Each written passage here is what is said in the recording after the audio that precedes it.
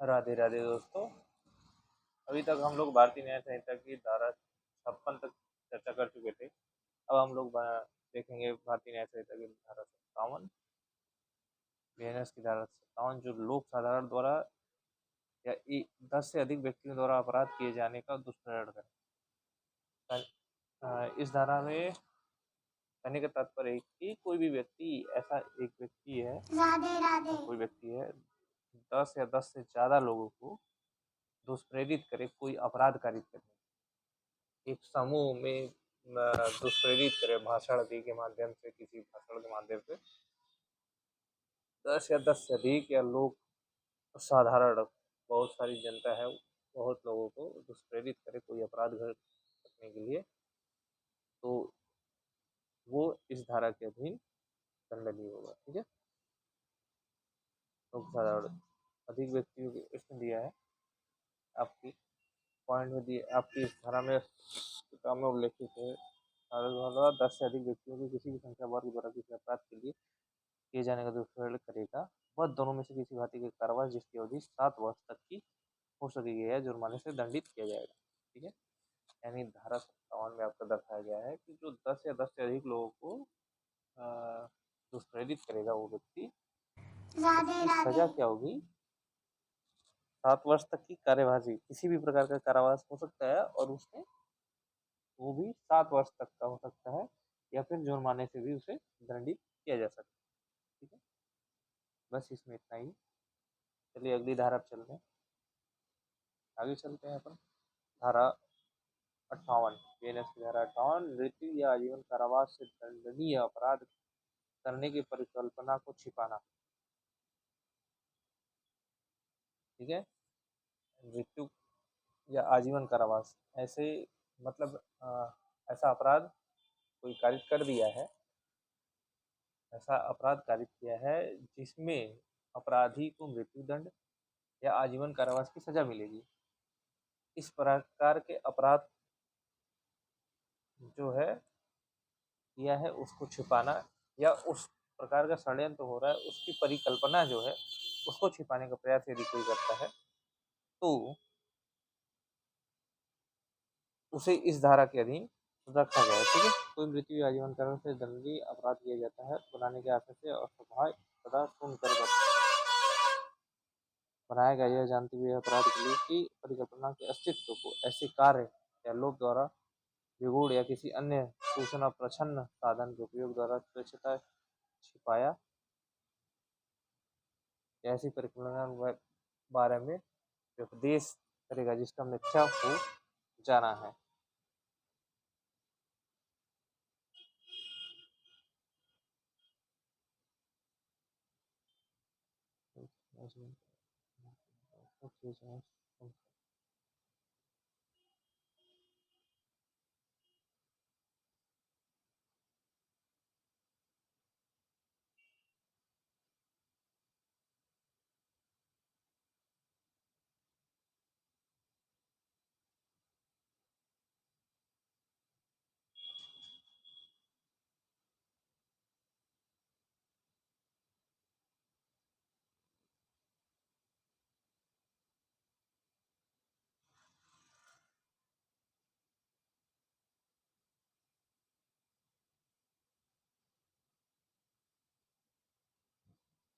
ठीक है, अभी क्या बताया हमने, धारा 58 में कि कोई मृत्यु या दंड आजीवन कारावास से दंडित अपराध है जो किया जाना है, या तो कहीं कर दिया गया हो, ऐसा सुना हो, या फिर उसकी परिकल्पना हो कि ऐसा किया जाना चाहिए, या फिर वो अपराध करने वाले हो। यदि ऐसी चीजें सुन लिया हो और इस बात को यदि आप छुपा रहे हैं, इस धारा के अधीन दिया गया है, इसमें पहला देता है का, यदि ऐसा अपराध कर दिया गया जाए तो वह दोनों में से किसी भांति के कारावास से जिसकी अवधि 7 वर्ष तक की हो सकेगी। ठीक है, अपराध किया गया है और वो उसमें यदि वो छुपाता है तो उसमें दंड क्या दिया जाएगा? 7 वर्ष तक की अवधि का कारावास दिया जा सकता है। दूसरा क्या दिया, यदि अपराध न किया जाए तो वह दोनों में से किसी भांति के कारावास से जिसकी अवधि 3 वर्ष तक की हो सकेगी दंडित किया जाएगा। दोनों दशाओं में प्रत्येक में जुर्माने से भी दंडित किया होगा। ठीक है, इसमें यही दिया है कि अपराध मान लो कर दिया गया और उसे छिपाया गया है तो 7 वर्ष तक की सजा, और अपराध का षड्यंत्र कहीं किया जा रहा है और लेकिन अपराध कारित नहीं किया गया तो भी इस पे सजा दिया गया है 3 साल की सजा, लेकिन दोनों में ही सजा जो है जुर्माने का प्रावधान है। इसमें उदाहरण दिया गया है, चलिए देखते हैं इस उदाहरण में क्या समझा रहा है। उदाहरण पे आप लोगों को अच्छे से समझ में आएगा। क यह जानते हुए कि ख स्थान पर डकैती पड़ने वाली ख स्थान पर डकैती पड़ने वाली मजिस्ट्रेट को यह मिथ्या इत्तला देता है कि डकैती ग स्थान पर पड़ेगी, ठीक है, विपरीत दिशा में पड़ने वाली है, और इस आशय से कि उत्तर उस अपराध का किया जाना सुनकर बनाए मजिस्ट्रेट को भुलवा देता है। डकैती परिकल्पना के अनुसरण में ख स्थान पर पड़ती है, इस धारा के अधीन दंडनीय है, ठीक है।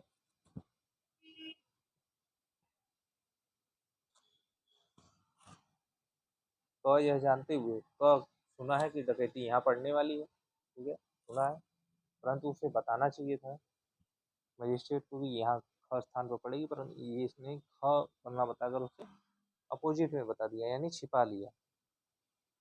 छिपाने के कारण और वहाँ पर अपराध कारित हो गया, डकैती पड़ी और अपराध घटित हो गया, और ऐसी स्थिति में उसको इस धारा के अधीन दंडित किया जाएगा, और वो भी कितने वर्ष तक, 7 वर्ष तक के लिए, क्योंकि अपराध घटित हुई,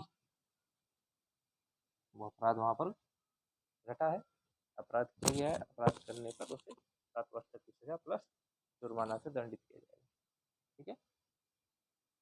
चलिए आगे चलते हैं।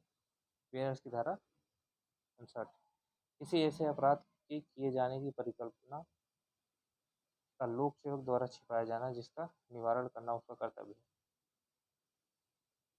कोई ऐसा अपराध है जिसकी जानकारी लोक सेवक को है, जो लोक सेवक है उसकी जानकारी है, मतलब कोई अपराध ऐसा है, अपराध होने वाला है जिसको लोक सेवक को जानकारी है, और जिसका निवारण यानी रोकथाम का कर्तव्य उसी लोक सेवक का है, परंतु वो क्या कर देता है, इस बात को छिपा देता है या डाइवर्ट कर देता है किसी अन्य लोग, उसे इस धारा के अधीन रखा गया है, और इसी धारा के अधीन उसे दंडित भी किया जा सकता है, ठीक है, तो उसे दंडित भी किया जा सकता है। इसमें दिया क्या है, जो से लोक सेवक ऐसे करते हुए अपराध किया जाना का निवारण करना है, ऐसे लोग के नाते उसका कर्तव्य है उसको बनाने के आशय से संभवतः तदानुसार उनका बनाएगा या जानते हुए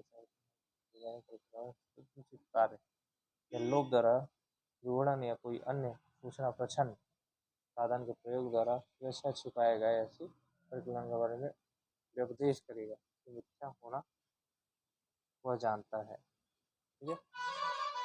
कितनी कहने का मतलब है कि कोई भी चीज़ है और उसे किसी अपराध के घटित होने की जानकारी है और उसका निराकरण करना उस लोक सेवक का दायित्व बनता है, परंतु वो क्या करता है, तो छिपा देता है, और ये कुछ किसी और चीज़ को कुछ किसी को कुछ और बता देता है, इससे उसके द्वारा कहा गया वाक्य मिथ्या यानी झूठ साबित होती है, और यह वो जानता है कि हमारे द्वारा कहा गया वाक्य असत्य है, तो ऐसी स्थिति में उसको इस धारा के तहत दंडित किया जाएगा। पहला दिया है, यदि ऐसा अपराध कर दिया जाए तो उस अपराध के लिए उपबंधित किसी बात के कारावास है जिसकी अवधि ऐसे कारावास की दीर्घतम अवधि की आधी तक की हो सकेगी या जुर्माने से तो उस अपराध के उपबंधित हो, ठीक है। जैसे वही अभी पिछला उदाहरण था कि क को जो क्या पता था कि ख वाले स्थान पे, अब कोई लोक सेवक है और उसे ख स्थान पे डकैती होने की संभावना है या चोरी होने की संभावना है, ठीक है, परंतु वो क्या कर देता है, लोक सेवक उसको छिपा देता है और मजिस्ट्रेट या अन्य व्यक्ति को जो उनके अधीन या उनके समक्ष जो होते हैं साथ उनको बताता है कि ग स्थान पर डकैती होने की सूचना आई है, और सभी को अपने साथ लेके ग स्थान पर चले जाता है और ख स्थान पर क्या हो जाती है, डकैती या चोरी हो जाती है। स्पष्ट रूप से बोला जाए कि कोई एक पुलिस वाला है, उसका काम है कि चोरी या डकैती रोकना है, चोरी रोकना है, परंतु उसको ये जानकारी मिलती है कि आज इस स्थान पे चोरी होगी, उस स्थान पे लगे हुए अन्य कर्मचारी या सुरक्षा कर्मियों को क्या करता है, अपने साथ लेकर अन्य स्थान पर चला जाता है कि यहाँ पर आज सूचना मिली है कि चोरी या अभी ये चीज़ें होने वाली है।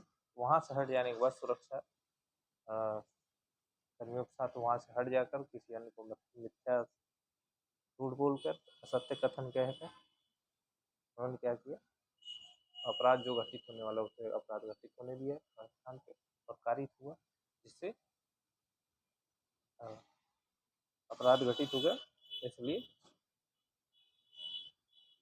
वह लोक सेवक इस अपराध के तहत, इस धारा के तहत दंडनीय, बीएनएस की धारा के तहत दंडनीय होगा। और इसमें दंड क्या मिलेगा, उस जो अपराध घटित हुआ है उसका, उसको मैक्सिमम जो अधिकतम सजा है उसकी आधी सजा उस लोक सेवक को दी जाएगी। ठीक है।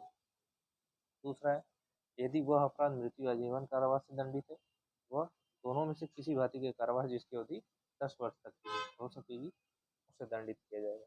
यदि अपराध वहाँ पर जो घटित किया जा रहा है मृत्यु दंड का हो या फिर आजीवन कारावास तक की है, तो ऐसी स्थिति में 10 वर्ष तक की सजा दी जाए। इस और अगला क्या दिया है, यदि वह अपराध नहीं किया जाए तो उस अपराध के लिए उल्लंघित किसी भांति का कारावास जिसकी अवधि ऐसे कारावास की दीर्घतम अवधि का 1/4 भाग, मतलब उसको 1/4 भाग जो है, जो अपराध कारित होने की संभावना थी वो हुआ नहीं, लेकिन फिर भी ऐसी स्थिति में उस अपराध का 1/4 भाग दंड स्वरूप उस लोक सेवक को दिया जाएगा। ठीक है, या जुर्माना भी दिया जाएगा। ठीक है, उदाहरण में देखिए ये दिया है का एक पुलिस अधिकारी लूट के किए जाने के संबंधित परिकल्पनाओं की जो उसे ज्ञात हो जाए की सूचना देकर वैध रूप से आबद्ध होते हुए यह जानते हुए कि ख लूट करने की परिकल्पना बना रहा है, उस अपराध के किए जाने को सुनकर बनाने के आशा से किसी इत्तिला देने का लोभ करता है। ठीक है, सूचना देने का, इत्तिला यानी सूचना देने का लोभ करता है अन्य अधिकारियों को। ठीक है, यहाँ क ने ख की परिकल्पना के अस्तित्व को एक अवैध लोभ पर छिपाया और वह इस धारा के उपबंध के अनुसार दंडनीय। हमने आपको उदाहरण के तौर पे यही बताया था कि जो है सब कुछ जानकारी है और वहाँ के सुरक्षा कर्मियों के साथ में लेकर भी लेकर निकल जाता है, वो छिपा लेता है, वह यहाँ तक कि ये की चीज़ें कर देता है। और इस उदाहरण में यदि यह है कि कोई पुलिस अधिकारी जो है द्वारा लूट किए जाने की संभावना है, उसको पता भी है, परंतु उसके बावजूद भी वो क्या कर देता है, किसी को सूचना नहीं देता। वरिष्ठ अधिकारी या अपने जो सहायतार्थ अधिकारी हैं या सहकर्मी है, उन्हें किसी को इत्तला न देकर लूट होने के लिए अपने कर्तव्यों से लोप करता है। ठीक है, तो ऐसी स्थिति में भी वो धारा 58 के तहत दंडनीय होगा। ठीक है, चलिए आगे चलते हैं। बीएनएस की धारा 60, सॉरी अभी हम धारा कौन सी पढ़े, धारा 59, बीएनएस की धारा 59।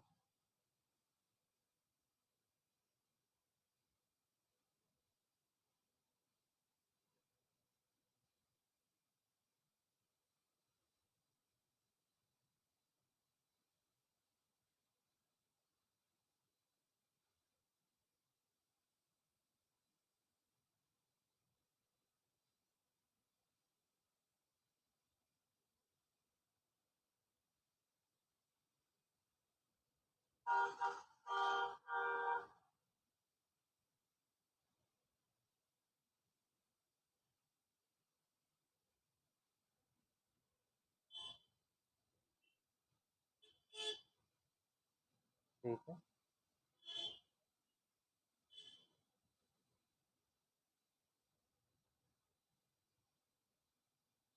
कारावास से दंडनीय अपराध करने की परिकल्पना को छिपाना।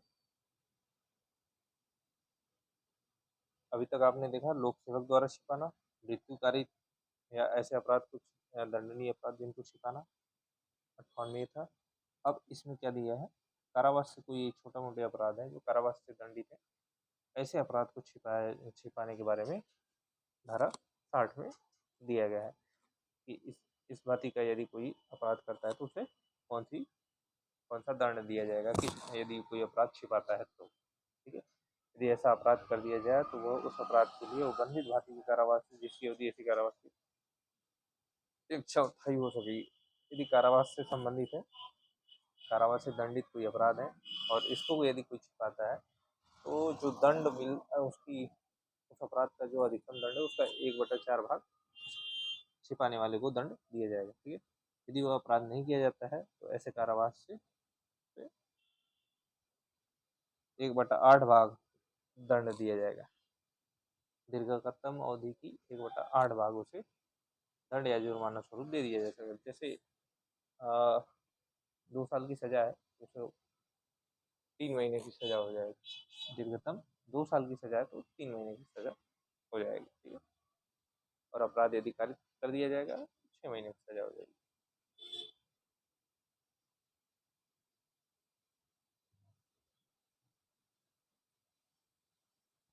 अगली बीएनएस की धारा 61 बीएनएस की धारा 61 में बताते हैं कि आपराधिक षड्यंत्र के बारे में दिया गया है, ठीक है। आपराधिक षड्यंत्र क्या होते हैं? पहला, जब 2 या अधिक व्यक्ति कोई अवैध कार्य या कोई ऐसा कार्य जो अवैध नहीं है अवैध साधनों द्वारा करवाने के लिए सामान्य उद्देश्य के साथ सहमत होते हैं, तब ऐसे सहमति है को आपराधिक षड्यंत्र कहते हैं, ठीक है। ऐसे यदि सहमति है, जब कोई क्या है 2 लोग मिल गए और दोनों लोग मिलकर क्या करते हैं, कोई अवैध कार्य गलत काम करने के लिए आपस में सुझाव करते हैं, ठीक है। सुझाव करते हैं, आपस में सुझाव करते हैं गलत कार्य करने के लिए, अवैध कार्य, अवैध रेत निकालना, चोरी करना, लूट करना, ऐसी चीजें कुछ भी करने के लिए उन्होंने क्या करते हैं, सुझाव करने लगते हैं। 2 लोग मिलके या 2 से अधिक लोग मिलके सुझाव करने लगते हैं, वो षड्यंत्र हो जाता है।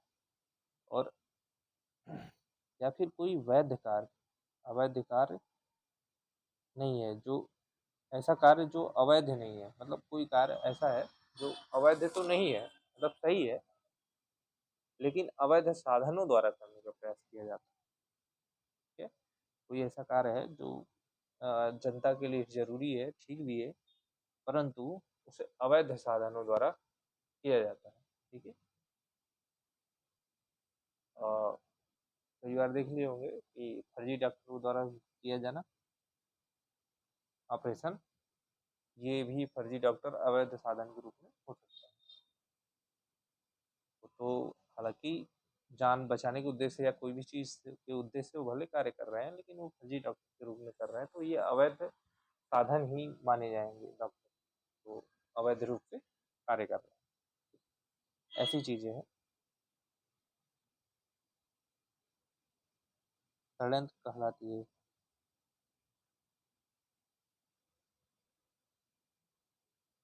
परंतु किसी अपराध को करने की सहमति के सिवाय, सहमति तो हमारी बन गई, लेकिन कोई सहमति आपराधिक षड्यंत्र तब तक नहीं होगी जब तक कि सहमति के अलावा कोई अन्य कार्य या अनुसरण उस सहमति के एक या अधिक पक्षकारों द्वारा नहीं कर दिए जाते। सहमति के अलावा कोई कार्य अनुसरण में उस सहमति के एक या अधिक पक्षकारों द्वारा नहीं किया जाता। मतलब सहमति तो बन गई, षड्यंत्र बन गया, परंतु कोई भी कार्य उस अनुसरण में, अपराध के अनुसरण में कोई भी कार्य किसी के द्वारा किया नहीं गया, तब तक वो षड्यंत्र नहीं कहलाता। जैसे ही किसी के द्वारा कर दिया जाएगा तब वो षड्यंत्र माना जाएगा। स्पष्टीकरण में दिया, यह तत्व यह नहीं है कि अवैध कार्य ऐसी सहमति व चरम उद्देश्य है या उस उद्देश्य का आनुषंगिक मात्र है, ठीक है।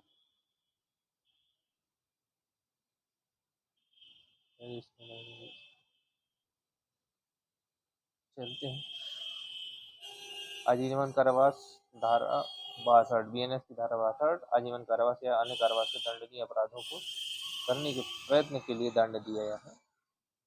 आजीवन कारावास है या अन्य कारावास जो है ऐसे अपराध जो आजीवन कारावास से दंडित हो या अन्य कारावास से दंडित हो, उनको करने के लिए यदि कोई प्रयत्न करता है तो वो धारा 62 बीएनएस की धारा 62 के तहत दंडित होगा। और कहाँ तक दंडित होगा इस बारे में धारा 62 में दिया गया है, ठीक है। क्या दिया गया है इसमें? जो कोई संहिता द्वारा आजीवन कारावास दंडित अपराध करने का यह ऐसा अपराध किए जाने का प्रयत्न करेगा, ऐसे प्रयत्न में अपराध करने की दिशा में कोई कार्य करेगा जहाँ के ऐसे प्रयत्न के दंड के लिए कोई अभिव्यक्त उपबंध इस संहिता द्वारा नहीं किया गया है, वहाँ वह उस अपराध के लिए उबंधित किसी भांति के कारावास से उस अवधि के लिए जो यथास्थिति आजीवन कारावास से आधे तक की या उस अपराध के लिए उबंधित दीर्घतम अवधि के आधे तक की हो सकेगी, या ऐसे जुर्माने से जो उस अपराध के लिए उबंधित है या दोनों में से दंडित किया जाएगा। ठीक है, इसमें क्या किया गया, यदि कोई इसमें ये दिया गया कि कोई अब आजीवन कारावास है, यदि ऐसा आजीवन कारावास से दंडित कोई अपराध है और उसको करने का यदि कोई प्रयत्न किया गया तो आजीवन कारावास का आधा यानी उससे कम ही क्या दिया जाएगा, दंड दिया जाएगा, या कोई अन्य कारावास से दंडित अपराध है और उसे करने का प्रयत्न किया गया, जैसे चोरी या लूट करने का प्रयत्न किया गया, तो जो चोरी और लूट का जो दीर्घतम दंड है, अधिकतम दंड है, सबसे ज्यादा जो दंड दिया जा सकता है उसका आधा दंड इस व्यक्ति को या प्रयास करने वाले व्यक्ति को दिया जा सकता है। उदाहरण के तौर पर इसमें दिया गया तो एक संदूक तोड़कर खोलता है और उसमें से कुछ आभूषण चुराने का प्रयत्न करता है। संदूक इस प्रकार खोलने के पश्चात उसे ज्ञात होता है कि उसमें कोई आभूषण नहीं है, उसने चोरी करने की दिशा में कार्य किया, इसलिए वह इस धारा के अधीन दोषी है। ठीक है, चोरी करने के लिए खोला, वह जो है संदूक तोड़ता है, प्रयास करता है, यानी प्रयत्न कर दिया चोरी करने का, परंतु चोरी नहीं कर पाया क्योंकि वहां कुछ था नहीं, या रहा भी तो किसी कारणवश कोई आ गया और तुरंत भाग गया, तो चोरी नहीं कर पाया। तो ऐसी स्थिति में क्या होता है, वह दंडनीय है, दंडित किया जा सकता है चोरी के लिए जो दीर्घतम सजा है, अधिकतम सजा उससे आधे की। ठीक है, बस आज के लिए इतना ही दोस्तों। वीडियो को ज़्यादा से ज़्यादा शेयर करें और वीडियो में अन्य कोई सुझाव हो तो कमेंट के माध्यम से मुझे नेक्स्ट कर सकते हैं। धन्यवाद।